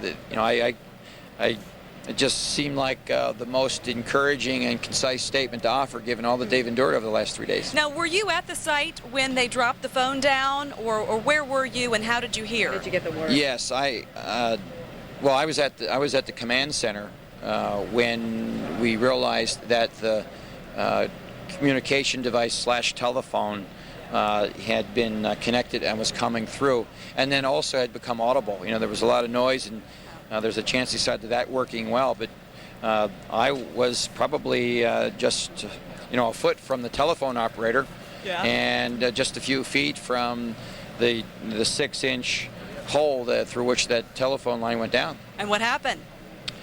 You saw him talking? Walked up to the telephone operator, and I just had to say, you got to tell me, all 9?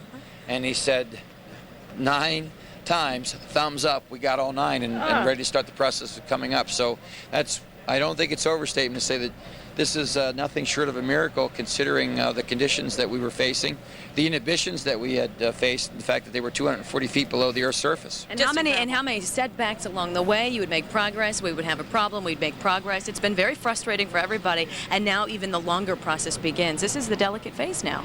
Yeah, we've got to be real careful, and we've got to use what we're describing as routine prudence. Got to go be patient and perform this delicate exercise and get them to the top. But can I say this to you? Sure. You know, many years ago in Pennsylvania, there were a number of trapped miners that lived almost a week, and that was always in the back of my mind as just an encouraging outcome that hopefully was going to play out here, and now actually has. So now, the reason I looked at my watch wasn't to rush you at all. What I was trying to figure out is when you had the news conference and where we are at this situation. Could the pipes be out now? Could the basket be ready to go down? Well, I'll find out shortly, but it takes, I'm told, a solid 60 minutes. Has it been that long? A full hour. I've lost track of time, I'm sorry. We're closing in on that now. We had some security steps to take up there. Okay. Because, you know, given the hoopla and this reaction, there are a lot of people that could get in the way that just kind of descended on the area, and we've got to kind of re-secure the area and continue that mechanical work. But any minute now.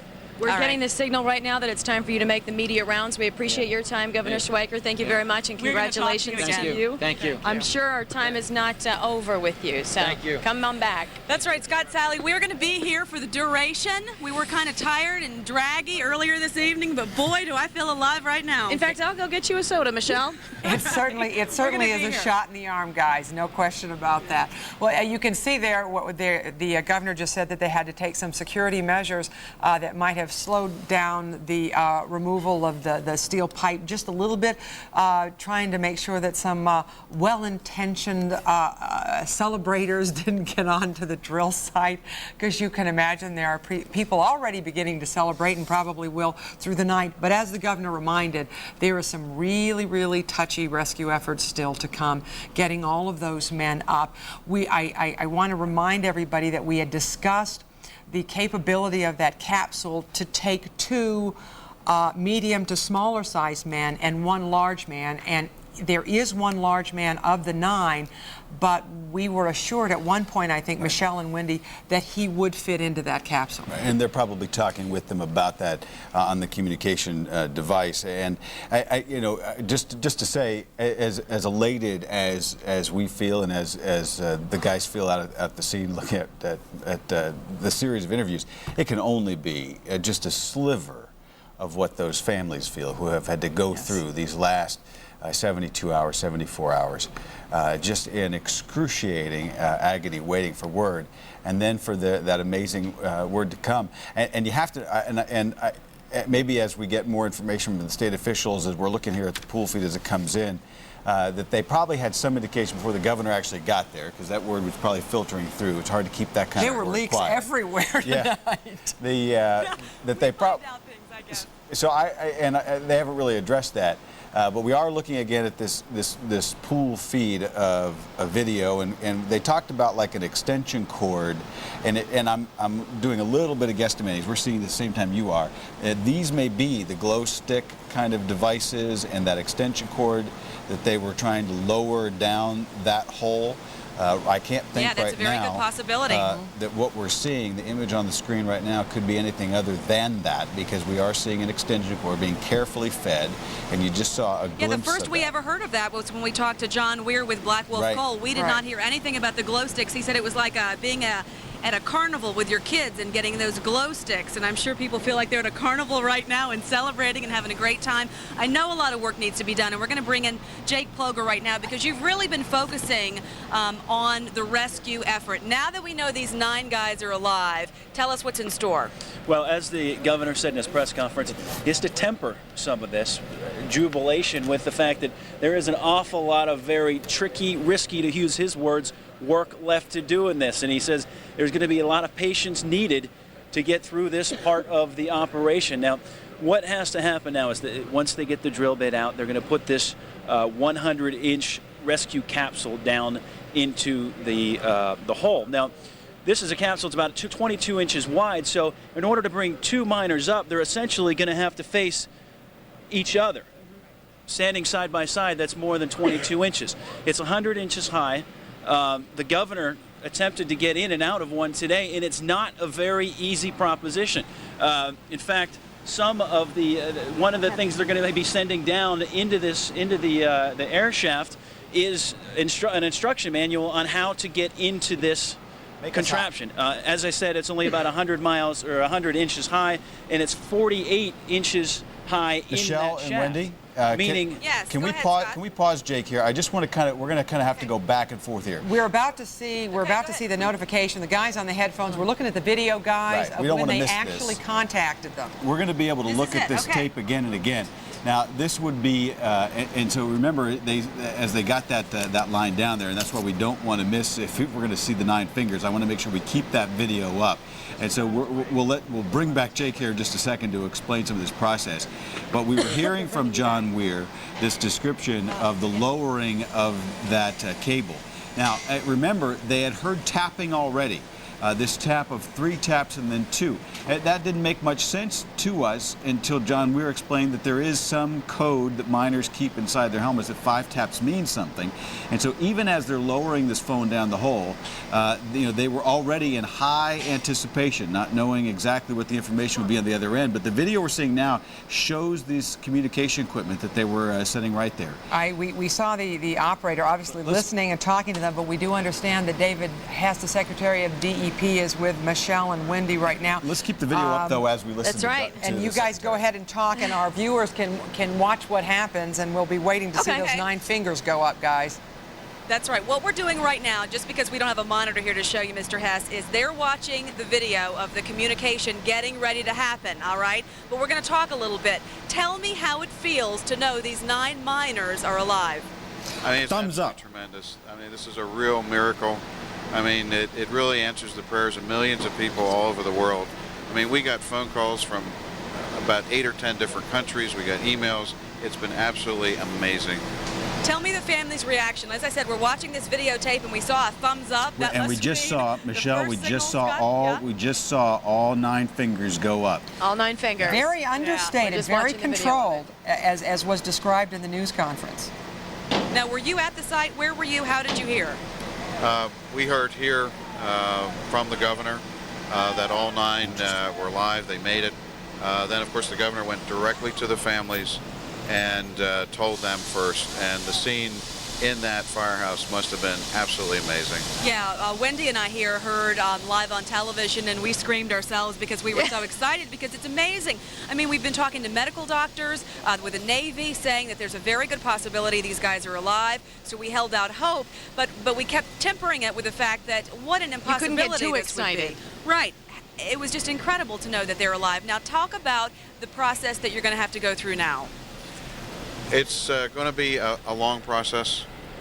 What we have to do is get the drill pipe and the bit out of the well, and that should be accomplished by now. Then we have to prepare the rescue basket, and that will go down into the mine. We're also at the same time, since that early communication that you saw, also trying to assess their medical condition. Right. Because Now, we understand that one guy actually might have had some heart problems or something. Talk about that a little bit. we understand from Dr. Kunkel, who heads up the mine rescue medical team, that one of the miners described some chest tightness. Right. At least the last time we had heard, about probably 45 minutes ago, that didn't seem to be a problem. But that process is very important because we need to assess their medical condition so we can get them the right care when they come up on the surface. Do we have any time frame at this point on when we might see the first body, the first person to come on up? I don't have a time frame right now, but we're going to be providing regular updates at those key moments. Okay, well, we will be here waiting for any update. Our Guys, anchors can have I some ask questions Mr. for us. Hess Hang on, something? go ahead. Sure, Sally, I'll relay. Yeah, I'm sorry. Would you relay to him, will the gentleman with the chest tightness be the first one to come up? Do they know that? Okay, with the person that has some chest tightness, would he come up first? Is there a protocol? Do you know yet? Well, obviously, if there is someone with an injury or a medical problem, that would mean that they would come up first. Right. Certainly, you want to make sure you treat someone first who has a problem. All right, a long process to go though. Are you lowering food, blankets, water, anything else? Hopefully we can just get those guys out of there, but we have to do more assessment work to make sure that we can. And we still don't know at this point if they're in water, right? We don't know. There was no communication, at least back during the initial time. Maybe now they know. Is that still the case? We should hear more about their condition in the next about half hour, 45 minutes. Again, our priority is to try to fulfill all their needs, whatever it is right now, and get ready to pull those guys out. Before we let you go, we've been asking so many questions of you for the last 3+ days now. How about giving you an opportunity to say something that you want to all the people at home who've been thinking and have been praying for all of these men? What would you like to tell them? Well, I did want to thank everybody. It has been a tremendous outpouring for us here. I got personal emails from people all over the world. We got phone calls. It was just amazing, the kind of contact. And I just want to thank everybody out there who contributed their prayers, their thoughts, their ideas for how to get these guys out. Who had the glow stick idea? We're stuck on the glow stick. We like that idea. Michelle? I don't know where that one came from. I'm sorry. Wendy, Michelle? Go ahead, Sally. Yeah, I just wanted it's sort of a comment, a question to Mr. Hess. He and his staff and the feds almost be sort of patting themselves on the back or feeling pretty good about their plan of holding that water at bay with the air pressure idea. I mean, it was brilliant. Right. How do you feel about the fact that you tried to keep the air pressure intact and you had to drain all the water away? And that you did it. Sally's saying it's a brilliant plan. How do you feel about all the efforts that it took to plan that out? Well, you have to remember, we had a tremendous amount of experienced people here, both federal, state, private coal companies, all contributed their best ideas. And it was through that collaborative effort that we got great ideas. You also have to remember that first 6-inch hole that we put in was $1 million in one shot, because that was a very educated guess on the part of this group of people where these guys were based on experience. So it was $1 million to one shot, that first hole, and you just happened to go exactly where they were? Wow. You have to understand that they could have been anywhere in approximately 1 square mile of land. And it was the educated guess of all those partners that made the choice to put that 6-inch well there. And if you remember, they sank the well, and the first thing they heard was tapping. So they knew they had it right off the bat? They knew they had it right off the bat. It was In the one dark. in a million. Wow. All right, well, we're Hess, going to let you go get updated because we're going to count on you for some more information, all right? So You come back some here. information, and we're going to bother you throughout the evening and tomorrow, and we're going to be smiling for a long time, I can tell you that. But congratulations, and we know that the hard work begins now and that it's still going to be very dangerous. Thank you very much. But we appreciate it, and congratulations is all I can say. Thanks. All right. Thank you. Yeah, all right, we'll talk to you soon. Sally and Scott again. Wendy and I just keep smiling. It's my jaw amazing. Okay, I'm going to describe What a something wonderful feeling here. All right, so Right. I want to describe something for you. We'll do a little radio for you as we experience Okay. it on television. And in the middle of chaotic breaking news coverage, things have gone relatively smoothly. So I apologize for some of the confusion as we were interrupting you in the last couple of interviews.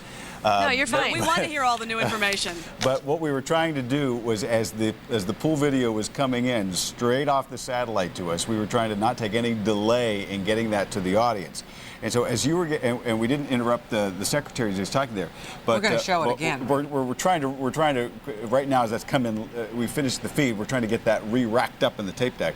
The amazing scene, not only of the first thumbs up as the man was holding the headset tightly to his ears, but then the 9 fingers, and you know and I don't think I quite got it as Dave Larisky was talking during the news conference about the professionalism at the scene. He said calm and controlled dialogue, and that it was. And at one point, you saw they started to cheer, and can you imagine? I mean, as we leapt at the news, and then immediately one of the supervisors, it was almost like a symphony conductor, kind of giving the silence as they kind of tried to get everybody to suppress that joy, that emotion. And I think we're going to be able to kind of re-rack that right here at that moment, the critical moment. I think they're telling us that we're it's going to put coming it up, guys. I almost wish you could race to the. There's to the one satellite thumb up, guys, thumb up, and then 9 fingers. I think that's and where nothing I happens. They're standing around looking. It's as if they expected it. Yeah. And I think they actually did. I think that they actually did. I think so many of those people believed with all their hearts that those 9 men were alive. If our interview with Mr. Weir was any indication, as we said before, a man of little words but much emotion inside them, these people are this way. They are used to adversity and they fully expect success. That's right. Everywhere I've been, there now we just quiet, saw quiet. the. You can hear his You can hear his lips. I mean, read his lips. You can't hear his lips. Read his lips. Quiet. And you have to think when David Hess was talking about the experience there, that we heard tribute paid to mechanics and welders, and these are tough men with heavy equipment doing hard work. And this was a mix of brain and brawn, because I saw in the middle of this you had guys with logistics books and schematics. You have guys with master's degrees working side by side with guys swinging sledgehammers, engineers doing all kinds of calculations. It was an amazing team effort. And as David has been. Oh, I'm sorry. Go ahead, Wendy. I was just going to say, this is just an amazing example of just all the science and the smarts coming together, which is the sheer brunt force to get these guys out. I mean, this is it's better than any movie I've seen in probably 10 years, I'd say. And I'm sure it will be made into a movie, Wendy. Someone's going to. I'm giving it a year, 1 year. We were here in September. I was going to say, and so many of the community people said, that's going to be different because in September 11th in Flight 93 crash, there was no chance of any rescue effort from the very get-go, and so immediately these people went into a mode of comfort and banding together and solace. Right. They knew from the get-go this was different. All the trucks were here, all the satellite trucks were in the parking lot here, so they were used to us being here, and they couldn't believe it was another national tragedy. But all the people I talked to were confident that these guys, at least some of them, could be alive, and they were right. This is a different ending, gladly. Wendy, you talked about the smarts and all the know-how coming together to achieve this, and what David Hess pointed out, it came down not just to this, but it came down to a 6-inch pipe placed in exactly the right spot.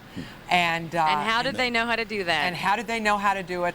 Probably, like you said, smarts and what was it that Governor million to one shot was what David Hess said. Million to one shot, and who knows best educated else? guess. Anywhere within a square mile they could have been, and they took all of their expertise together, and they decided to drill this 6-inch hole, and that was the very beginning. On your screen, if you've seen any of the video, it's the drill rig to the right. The dark green drill is the air hole, 6 inches, and that's where they went first. They heard the 9 taps. Again, Mr. Weir was saying the code is just 5 taps, but they got 9 taps, and some people started speculating 9 may be the fact that 9 guys are alive. In fact, that's what it was. I think Michelle, a lot of us were holding out for that. I think, Michelle, on Thursday, that when they talked about the taps that they got, I think that they actually did say that the first sound back, they did get 5 taps. It may be that as they got subsequent taps, and remember they had contact 3 in the morning, on into the morning. 11:30 was the last tap contact they had, and it may be that in one of those junctures they got 9 taps, but it could be that the guys were following code and giving those 5 taps. right away there at the beginning, and that may have been exactly what they were trying to do as they got that down there, that first drill bit, and within 30 seconds. So we go back now that it would have been 2 hours ago, and I think your question then was very good to the governor, Michelle, of saying, where are we here in this timeline? Since it's been 2 hours and 15 minutes since that drill bit at least broke through. I felt kind of bad about that because as he was talking, I tried to sneak a peek at my watch, and he thought I was wrapping him up, and so he said, let me just say one more thing. What you I would never interrupt the governor. What you were really saying was 45 minutes ago, we reported what you reported 10 minutes ago. Right. So what's really going on now? I was trying to think. He said it would be a couple of hours, and I looked at my watch, and I was trying to figure what time the news conference was and how long it had been and if the cylinder could be down. So hopefully the next time we talk to you, we're going to know that the cylinder is down, and first there's going to be supplies. But if these guys are well, like they say they are, only one is experiencing a little tightness, maybe the guys can get in the capsule themselves and come up. I think we're going to be hearing something, Scott and Sally, sometime pretty soon. Yeah, absolutely. Well, you know, a lot of the questions now. Hold on. Okay. We're just One of our sources just said to me that the first right now safety it's going down? capsule is going down as we speak. Okay. Patrick, anybody inside of that? Is it empty? They would.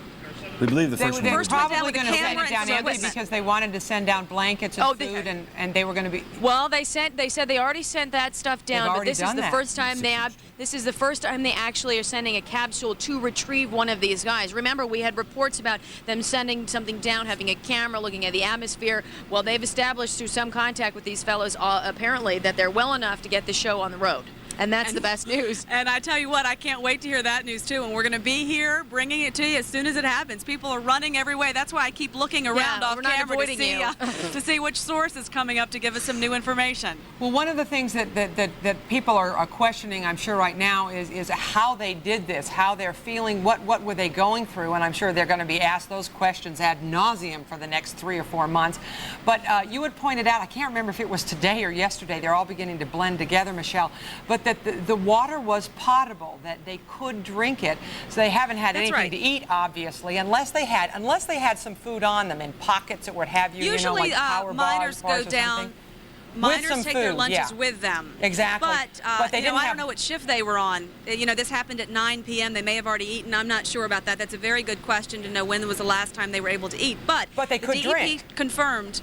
Right. The water would be very orange. They're saying it's not the greatest water, but they tested it and they made sure that it didn't have pollutants. They tested when they brought it out and they said it was fine. It would be fine for them to drink. Now, whether they did, or not is it's really a big question. Yeah, exactly. Yeah, but it would be okay. It probably would taste pretty bad and look bad, but of course it's pitch black there. They can't see anything. Their lanterns would only last a half an hour or so, 45 minutes. So those lanterns have been out for a long time. So they have been in complete darkness since, say, midnight or 11 o'clock Wednesday night. And we also want to remind everybody that eventually they were able to send warm air down to them, lessening the effects of hypothermia. So everything was done right to keep them able to survive. They weren't even sure about that warm air. And it was warm air going back, down in the compressor. It they goes weren't sure. right back to that 6-inch line. That's goes right back to that. It's And if they amazing. hadn't had that, I think we might be talking about some different outcomes at this point. It'll be interesting, too, to talk to the miners to see if that compressed air warmed them up, because the DEP was not sure that by the time it would get to them it would work. They were calculating it would be 70 degrees by the time it reached them down where they were in the cavern, but there was no guarantee. So I'm sure this will be new information in terms of mathematically figuring out for the next time. Hopefully that'll never have to happen, though. I'd say we have lots of stories in the days to come. Well, we're entering a critical phase. I'll use the governor's word, and he said it a couple of times. He said mission critical. Hard to contain the enthusiasm over the discovery. But you, even Michelle, had raised the question about this process now of dropping the capsule. We've talked about it over the last day. The fact that they first were drilling with a 28-inch pipe, and they went to a 38-inch bit rather, and then down to 26, so that and that allowed them to go faster, the 26-inch bit.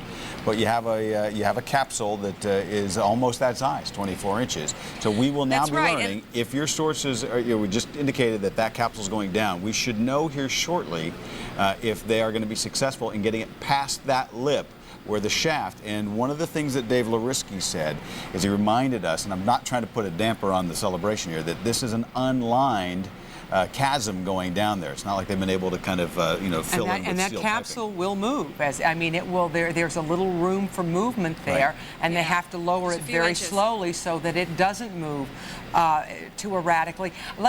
Point of clarification again, guys. Did you say that you had heard a report that the capsule had already gone down once? Yes. Down. They were going down. They were going down. Apparently, Mr. Weir, I believe it was, said that they were getting blankets already to them. Yeah, he said that during the press conference. With Black Wolf Mine. Okay, he's with the mine company. Okay, he was saying that they were getting blankets already. One of our other sources just came up and said that giant capsule is being lowered as we speak. So perhaps, Scott, what you were talking about that lip when they changed the size of the drill bits, we should know some more information about that. But another person I talked to earlier in an interview, you'll remember, said he thought that the crane would be able to wiggle around enough if it did get trapped on that lip a little bit to move it over and on down. To jostle it, these people are experienced. I mean, you've learned tonight that these people, these educated guesses, they're saying they know what they're doing, and we can only trust that this has been well thought out. I'm going to do two things that it real is quickly. going down.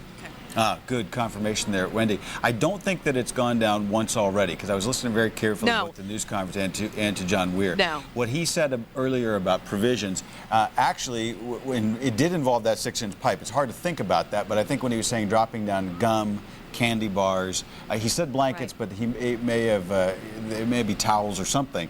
That whatever they could get down, that 240 feet through the 6-inch pipe, they were sending down. And I think they were going to try to send a lamp down of some kind. Right. So now that's what we were speculating. How did they get it down? In this first drop, they may be sending other things in the capsule. I want to bring in a little bit of video that we have of the governor himself. He talked about kind of testing out that capsule himself to kind of get a first-hand sense of it, and they kind of they laid it down on the ground. We've seen different images over the course of the last 2 days. It will not be lying on the ground. It will be upright when it goes into that chamber. Right. Challenge, obviously, is that this is a capsule that's 92 inches high, and you're talking about a 48-inch maybe ceiling down there, and that's why, if it went well, if it went according to plan, many things have not gone to plan. Many things have worked exactly to plan. We've had the real dichotomy. But as they drill down into the chamber, to the floor of the chamber and down, this will allow room for them to get into one of the two doors. You see how the door slides there? You can get in at the top or the bottom, depending on where you have access, to kind of crawl inside that. So the intent was to drill the hole down into the floor so that the capsule could rest in it, so that they could actually have room to step into it, because with it, the chamber only being 4 feet high, that would be very difficult to very difficult. Think of it this way. Yeah, think of it this way: that if they stopped right at the floor of the chamber, somebody that was able-bodied might be able to kind of crawl up and erect themselves inside the capsule. But if someone had an injury, if someone were unconscious, it would be very difficult, especially if it were a larger person. So having that hole down into the floor of the chamber would allow them to kind of slide in there and still be able to affect the rescue. And they had to prepare for the possibility that someone might be severely injured and there might be a serious trauma, and that they would have to literally drop somebody into the capsule. Can you believe there's not? I still can't believe it. That's the one thing that I find that and they'll be able to explain how that water came in, because we had this image of 50 to 60 million gallons of water just rushing in on top of the couple of men who were actually drilling the holes for the detonation charges, and clearly, if it happened, they survived it, but it may not have happened in that fashion. So we can only wait to find out from all of them. The remarkable thing, the governor talked about carrying this hope, knowing that we've had in decades past successful rescues of people that have been trapped for a long time.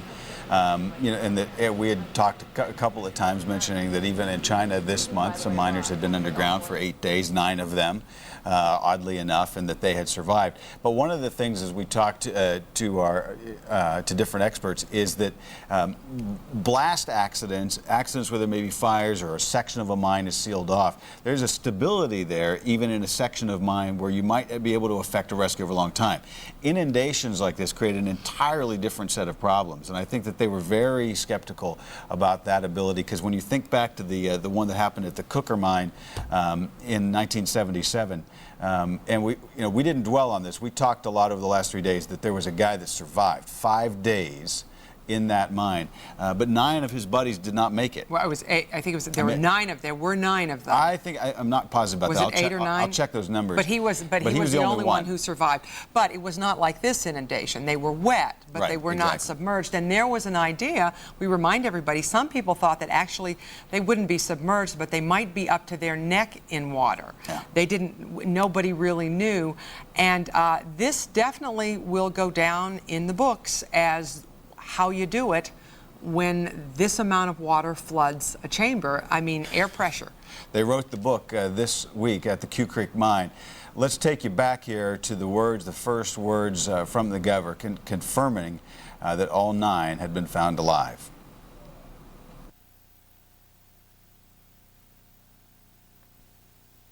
All 9 are alive, and we believe that all 9 are in pretty good shape, and the families now know that. So, incredible. Now, that being said, for the last 3 days we have emphasized not just the family first principle, and we're going to hold to that. We also emphasize the need for what we call in this kind of rescue attempt routine prudence. And with an eye on that, we've got some mission critical work to complete. Mission critical. Indeed. I know you just want to listen to that. No, it's funny because what everybody out there, we're watching and listening just like you and learning probably at the same time all of you are. We are hopefully going to get some a phone call from someone who was at the fire hall. The governor and all the workers were very protective of the families. The families wanted their privacy, and they maintained that exceedingly well. And if you, I know that people, as word kind of filters, and somebody says, "Turn on the TV. Did you hear what happened?" I went outside the station maybe for 15 minutes. We've been here for a long time today, and people were saying, "What's happened with the miners?" So if you're just kind of tuning in, and it could be that they not only made contact, but that all 9 miners are well, and that right now that capsule is going down to try and get the first one out. That what you just saw. The governor making that confirmation, that happened just a little bit, maybe about 11:50, so about 50 minutes ago, where we heard the official word from the governor when he came back on. But we had already given the word at about 11:06, 11:07 tonight. The first amazing reports from the scene of the rescue workers hugging each other in the celebration. That came about an hour after we kind of broke the news that the drill bit had gotten into the chamber. And so here now at 12:40, if you're looking at the timeline, that's where we are in the sequence of important developments. I'm sorry, I'm trying to find exactly what the AP, and I've written down from the so many. Mud-caked workers saying that all 9 saying all 9 are fine. All 9 are fine. It's interesting. We'll have to wait and see how many of these families are willing to come out and how many of these men are going to want to talk about their ordeal, because they are very stalwart, strong, resilient men whom we probably at this juncture would envision are somewhat like John Weir. Yeah. You know, a little stoicism there. A little stoic and men, a few words, let's put it this way, an economy of language, right. Well, probably. Let me give you this, just to give you a sense. I mentioned that the situation, as we're looking at this video again, if you haven't seen it, and if you've seen it, you probably don't mind seeing it again and again. You look back to the accident in 1977, and the fellow that was involved in that one, the guy that survived 5 days, Ernest Morgan, it's now 25 years later. He's 76. He still doesn't want to talk about it. Today, a reporter did an interview with his wife, and she said he tries not to think about it too much, but that he's thought about it a lot as they've watched what's happening in Somerset. So there is that stoicism that he doesn't want to talk about that incident that happened 25 years ago. It was a horrible tragedy. I mean, he survived, but he was the only one, and he was Indeed. Right next, in a very small, cramped space, was right next to one of his best friends who did not make it out. But he did, in fact, go back into the mines several weeks later. With his son working at his side. And worked there for years and years. And I'm sure that question will be put to some of these guys is, will they go back? You said the guys, and we've given some names. We haven't seen a lot in the way of pictures, learned a whole lot about their families. And so in a way, we don't have faces to attach to this celebration, but we will shortly. As we, I think, as we see these rescues, and we'll probably come to know them better. And really, right now, you know, you can just kind of think about what the family is going through as we think about Tom Foy. And I'll tell you what we do know as we look about these. Tom Foy from the town of Berlin. He's 51, the team leader. I'm going to have a hard time. Blaine Mayhew. I just got choked up about trying to even say Blaine Mayhew because you saw John Weir talk about this. The young, what is he's the son-in-law. 27. He's the young guy. He's the son-in-law of Meyersdale, and you heard John Weir saying he's giving a family member a tour out to the site this morning, and she kind of indicates to him that it's her husband's down there and her father's down there. Now, I think Mike Clark was the first one that gave a report on that. That would have been, was it last night? I can't remember at this point, where he said that we had learned that one woman had both a husband and a father down there, and you could just see John Weir not only saying that he was so despondent and aching for her this morning, and then seeing her at the fire hall tonight so elated. It's just hard to comprehend.